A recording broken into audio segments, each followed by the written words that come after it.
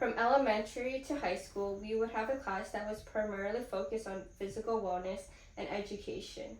It was a class we all looked forward to because it was a time we got to get out of the classroom and away from the books. But what about our mental health wellness and education?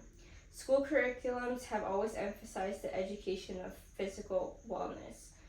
Even students in college are encouraged to take extracurricular classes for their physical health, but never for their mental health.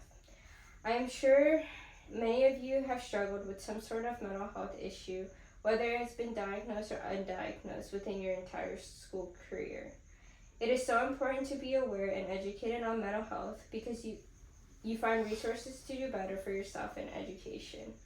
Mental health should be addressed to all students within all grades. Students spend most of their time at school, and this can be a good opportunity to promote positive mental health, well-being, and resources students could use when needed.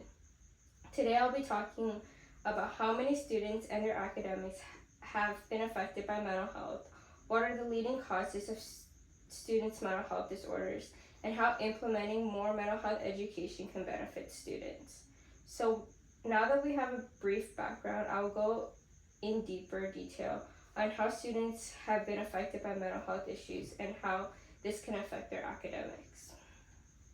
According to the Center for Disease Control and Prevention, in 2021, more than 4 in 10 students felt persistently sad or hopeless, and nearly 1/3 experienced poor mental health. Also in 2021, more than 1 in 5 students seriously considered attempting suicide, and 1 in 10 attempted suicide.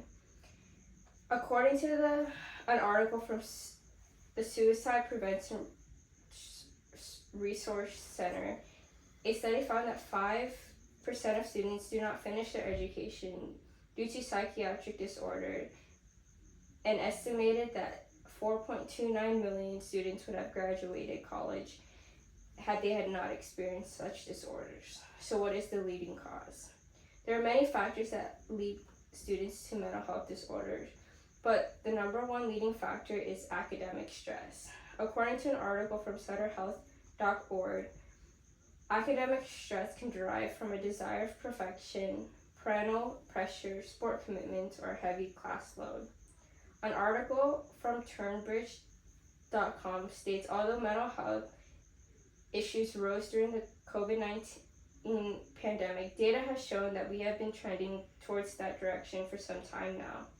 In 2019, the prevalence of mental health illnesses has risen and was notably high among young adults and students. Experts have suggested that mental health illnesses could derive from those factors of social media and its impact on youth, heightened academic pressure amongst teens, frequent use of substances like drugs and alcohol, increased openness about mental health struggles, broader issues such as racism, inequality, gun violence, and climate change affecting our society. So what are some solutions to these leading problems?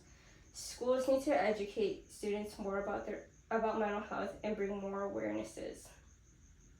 Students would not feel so alone and lost on why they're feeling a certain way. This can also help students seek the help and guidance they may need to improve their mental well-beings, and thus will lead to a better academic results. With this, parents should be encouraged to get educated on mental health issues, as older generations are unlikely to understand these issues, as mental health was not as prevalent in their generation. This will help and guide their children to a better life and academic achievements.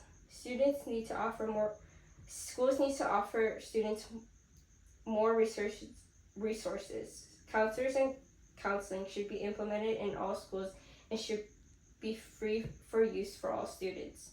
Many students either come from low income or broken families and may not have access to these kinds of resources.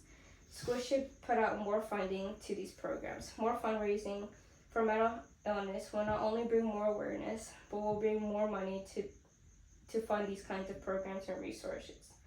To wrap up this speech, mental health awareness should be addressed to all students of all grades and ages. Schools should provide free resources like therapy and counseling for students. In this speech, we have touched upon how many students and their academics have been affected by mental health, and how implementing more mental health educations can benefit students.